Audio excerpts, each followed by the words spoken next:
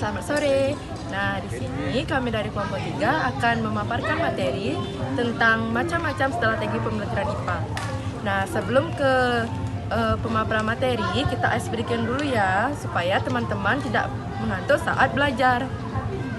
Kita mulai ya ice breakingnya. Satu jari kanan, satu jari kiri, ku gabung menjadi dua, ku buat jembatan panjang. Dua jari kanan, dua jari kiri, ku gabung menjadi empat, ku buat kamera cekrik. Tiga jari kanan, tiga jari kiri, ku gabung menjadi enam, ku buat menara tinggi. Empat jari kanan, empat jari kiri, ku gabung menjadi delapan, ku buat telinga kelinci. Lima jari kanan, lima jari kiri, ku gabung menjadi 10, ku siap belajar.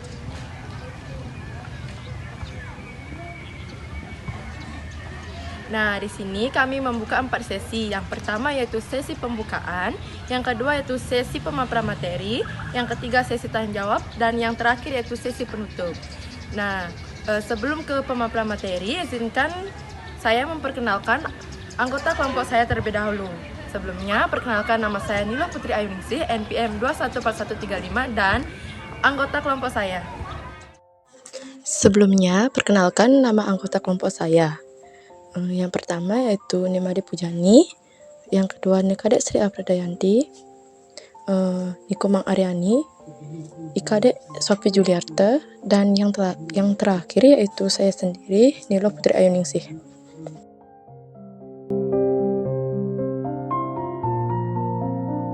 Yang pertama adalah pengertian strategi pembelajaran IPA. Strategi pembelajaran IPA adalah pendekatan atau metode yang digunakan oleh pendidik untuk mengorganisasi atau mengelola proses pembelajaran yang bertujuan untuk memfasilitasi pemahaman siswa tentang konsep-konsep ilmiah, pengembangan keterampilan berpikir kritis, mempromosikan proses eksplorasi, serta pemecahan masalah dalam konteks IPA. Strategi pembelajaran IPA mencakup berbagai pendekatan, teknik, dan alat yang digunakan untuk mengajar materi IPA secara efektif, dan seringkali didasarkan pada prinsip-prinsip konstruktivisme yang memungkinkan siswa terlibat aktif dalam proses pembelajaran. Tujuan utama dari strategi pembelajaran IPA adalah untuk menciptakan pengalaman pembelajaran yang mendalam dan bermakna sehingga siswa dapat mengembangkan pemahaman yang kuat tentang ilmu pengetahuan alam dan mengaplikasikannya di dunia nyata. Menurut Sudarmin tahun 2010, strategi pembelajaran IPA mencakup aspek-aspek sebagai berikut. Yang pertama, keterlibatan aktif siswa. Menurut beliau, siswa seharusnya tidak hanya menjadi pendengar pasif, tetapi juga aktif bertanya. Dan yang kedua, penggunaan sumber daya. Beliau menekankan penggunaan sumber daya sebagai sarana belajar yang kaya. Menggunakan alam sebagai laboratorium alam dapat meningkatkan pemahaman siswa tentang konsep ilmiah. Yang ketiga, pengembangan kemampuan berpikir kritis. Strategi pembelajaran IPA harus bertujuan untuk mengembangkan kemampuan berpikir kritis. Yang kedua, macam-macam strategi pembelajaran IPA. Pertama, strategi pembelajaran berbasis masalah atau PBL. Strategi pembelajaran berbasis masalah atau PBL adalah suatu pendekatan pembelajaran yang berpusat pada pemecahan masalah sebagai inti dari proses belajar. Konsep PBL menempatkan siswa dalam situasi di mana mereka dihadapkan dengan masalah di dunia nyata yang memerlukan solusi. Melalui PBL, siswa bekerja sama dalam kelompok untuk menganalisis masalah, mencari informasi yang relevan, mengembangkan pemahaman konsep yang diperlukan, dan merumuskan solusi. Kesimpulannya, PBL bertujuan untuk mengembangkan pemahaman yang mendalam tentang materi pelajaran, keterampilan berpikir kritis, dan kemampuan kolaborasi siswa. Konsep PBL mengakui pentingnya keterlibatan aktif siswa dalam pembelajaran di mana siswa tidak hanya menjadi pendengar pasif, tetapi juga pencari informasi yang aktif, pemecah masalah, dan penyaji solusi. Saya akan melanjutkan tentang kelebihan dan kekurangan strategi pembelajaran berbasis masalah. Nah, pembelajaran berbasis masalah atau PBL yaitu memiliki sejumlah kelebihan yang membuatnya menarik dalam konteks pembelajaran. Nah, salah satu kelebihan utama dari PBL yaitu dapat mengembangkan pemahaman yang mendalam tentang materi pembelajaran. Nah, PBL juga mendorong kolaborasi siswa, mendukung solusi mereka, dan mengajarkan keterampilan komunikasi, memungkinkan pengalaman belajar yang lebih menyenangkan dan bermakna. Nah, PBL juga mempunyai kekurangan, yaitu salah satu kekurangannya adalah memerlukan waktu yang lebih lama daripada metode pembelajaran tradisional. Tiga, yaitu ada langkah-langkah penerapan strategi pembelajaran berbasis masalah. Nah, langkah-langkahnya yang pertama yaitu ada identifikasi masalah. Identifikasi masalah ini adalah mengidentifikasi masalah di dunia nyata yang relevan dengan materi pembelajaran. Yang kedua yaitu ada pembelajaran mandiri. Pembelajaran mandiri ini didefinisikan yaitu siswa diberi tugas untuk belajar secara mandiri. Yang ketiga yaitu ada diskusi dan kolaborasi. Nah, di sini siswa bekerja dalam kelompok untuk berdiskusi tentang masalah, berbagi informasi, dan mengembangkan pemahaman bersama. Selanjutnya yaitu ada merumuskan solusi. Nah, merumuskan solusi ini yaitu siswa merumuskan solusi untuk masalah yang dihadapi. Yang kelima yaitu ada presentasi. Nah, PBL sering melibatkan tahap presentasi di mana di setiap kelompok diminta untuk menyajikan solusi mereka kepada kelas atau kelompok yang lebih besar. Presentasi ini membantu siswa dalam pemahaman yang lebih mendalam dan juga berfungsi sebagai proses penilaian. Yang keenam yaitu evaluasi dan refleksi. Nah, evaluasi ini dilakukan oleh guru atau siswa untuk mencangkup sejauh mana solusi yang diusulkan telah memecahkan masalah, serta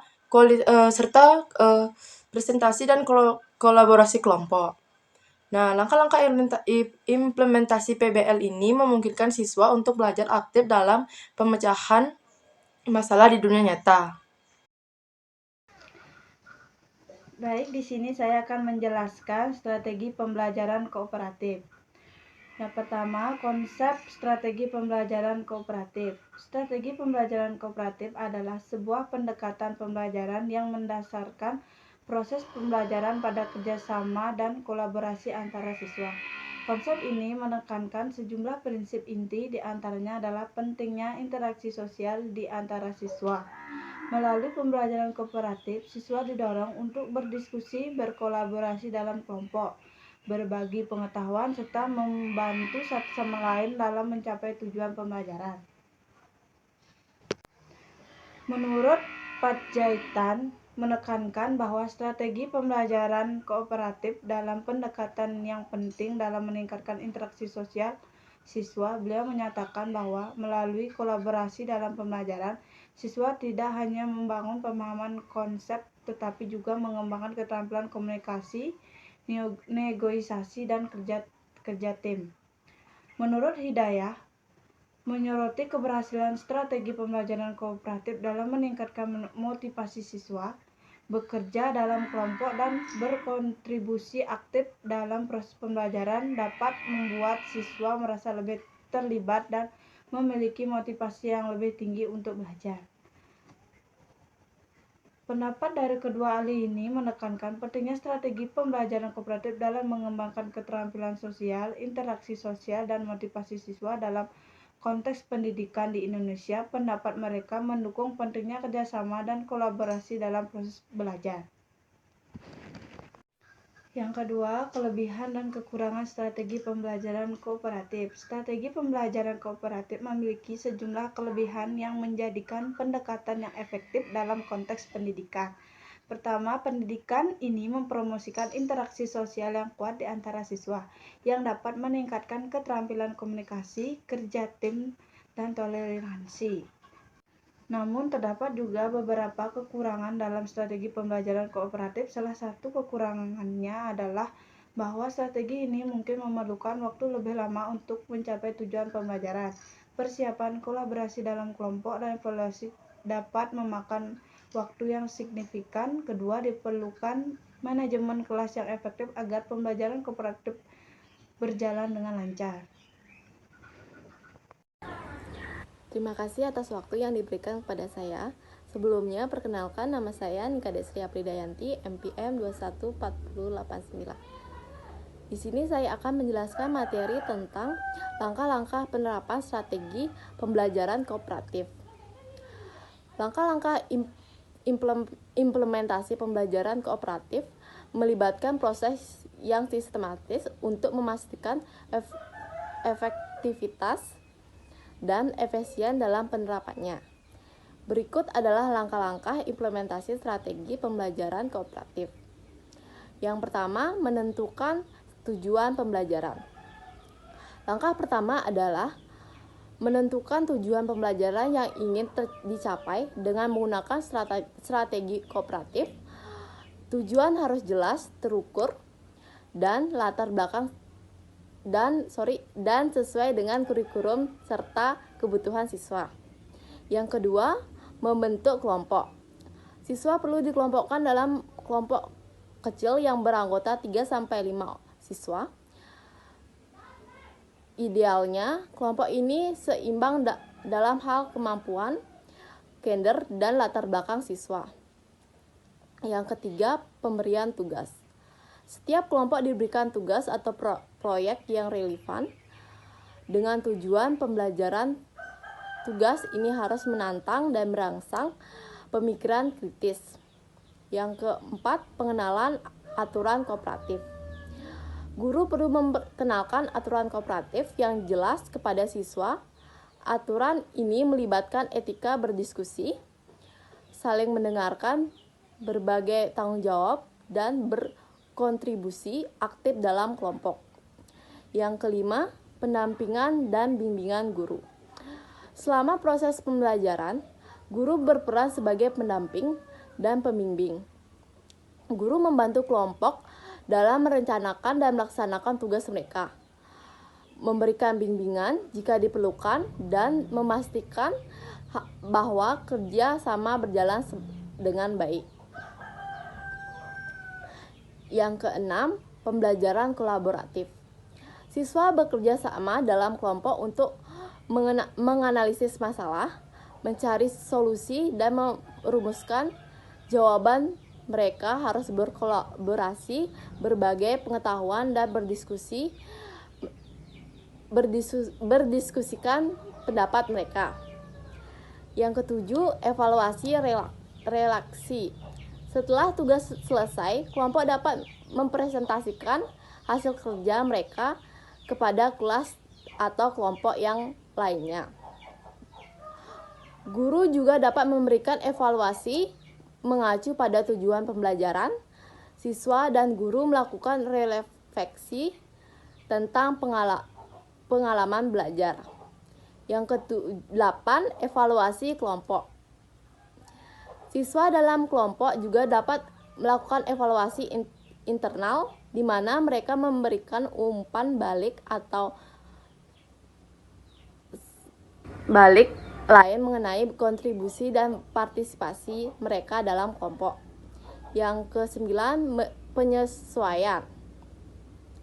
Guru dapat menggunakan hasil evaluasi untuk menyesuaikan instruksi dan memperbaiki pelaksanaan strategi kooperatif dalam pembelajaran selanjutnya.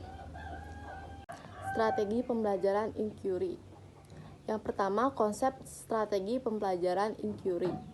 Strategi pembelajaran inquiry adalah suatu pendekatan pembelajaran yang ditentukan pada peran, pertanyaan, eksplorasi, dan penemuan siswa. Konsep strategi ini mencakup beberapa poin utama yang memandu proses pembelajaran. Pertama, pembelajaran inquiry menempatkan pertanyaan sebagai elemen pusat dari proses belajar.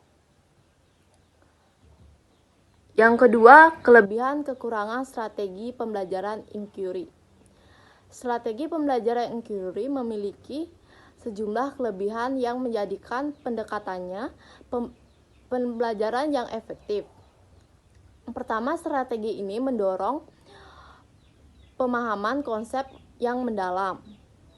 Siswa tidak hanya mengingat fakta, tapi juga bagaimana dan mengapa satu konsep bekerja.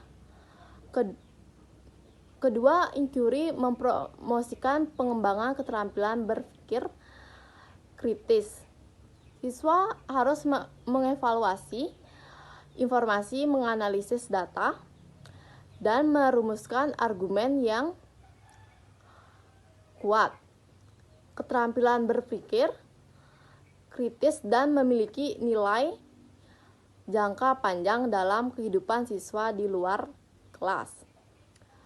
Ketiga, pembelajaran inquiry memicu rasa ingin tahu siswa yang memungkinkan siswa untuk mengeksplorasi dan menemukan jawaban sendiri. Yang ketiga, langkah-langkah penerapan strategi pembelajaran inquiry.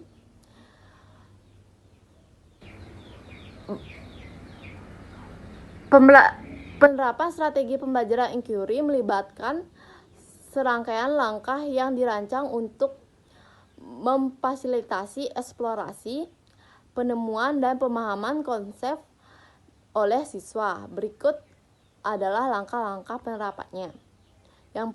Yang pertama, menentukan tujuan pembelajaran. Langkah pertama adalah menentukan tujuan pembelajaran yang ingin dicapai dengan menggunakan strategi inquiry. Yang kedua, pengenalan konsep awal. Guru memperkenalkan konsep awal kepada siswa. Konsep ini berfungsi sebagai titik awal untuk eksplorasi lebih lanjut. Yang ketiga, pertanyaan pembimbing. Guru membimbing siswa untuk mengembangkan pertanyaan yang mendorong pemahaman lebih dalam tentang konsep. Yang keempat, eksplorasi penemuan. Siswa diberi kesempatan untuk menjalani proses eksplorasi dan penemuan. Yang kelima, kerja kelompok. Siswa dapat bekerja dalam kelompok kecil untuk berdiskusi, berbagai penemuan, dan berkolaborasi dalam pemecahan masalah. Baik, terima kasih atas waktunya. Perkenalkan, nama saya Kadek Sofi Juliarta, NPM 214098. Nah, di sini saya akan menjelaskan mengenai strategi pembelajaran berbasis proyek. Nah, yang pertama ada konsep strategi pembelajaran berbasis proyek, yaitu strategi pembelajaran berbasis proyek adalah suatu pendekatan pembelajaran yang memfokuskan proses belajar pada proyek atau tugas praktis sebagai inti dari pengajaran. Nah, konsep strategi ini mencakup beberapa elemen kunci yang membentuk pendekatan ini. Yang pertama yaitu dalam strategi pembelajaran ini, proyek atau tugas praktis dianggap sebagai fokus utama pembelajaran. Siswa diberikan proyek yang memerlukan mereka untuk merencanakan, melaksanakan, dan mengevaluasi langkah-langkah konkret seperti penyelesaian masalah, penciptaan produk, atau penyelidikan ilmiah. Yang kedua, pembelajaran berbasis proyek melibatkan keterlibatan aktif siswa. Mereka tidak hanya mendengarkan penjelasan guru, tetapi mereka juga harus berpartisipasi dalam setiap tahap proyek yang melibatkan pemikiran kreatif dan analitis. Yang ketiga yaitu strategi ini sering mengintegrasikan keterampilan dan pengetahuan dari berbagai mata pelajaran, memungkinkan siswa untuk memahami konsep dalam konteks yang lebih luas. Nah, selain itu, pembelajaran berbasis proyek mendorong kolaborasi dan komunikasi di antara siswa karena mereka yang sering bekerja dalam kelompok untuk menyelesaikan proyeknya. Yang kedua, ada kelebihan dan kekurangan strategi pembelajaran berbasis proyek. Strategi pembelajaran berbasis proyek memiliki sejumlah kelebihan yang menjadikannya pendekatan yang efektif dan pembelajaran. Yang pertama yaitu pendekatan ini mempromosikan pemahaman yang mendalam. Siswa tidak hanya mengingat fakta, tetapi mereka juga memahami konsep dalam konteks dunia nyata melalui pengalaman langsung. Yang kedua, proyek mendorong pengembangan berbagai keterampilan, termasuk keterampilan pemecahan masalah, berpikir kritis, dan kreativitas. Siswa dihadapkan pada tugas-tugas yang memerlukan solusi inovatif, yang membangun keterampilan penting yang dapat diterapkan dalam berbagai konteks.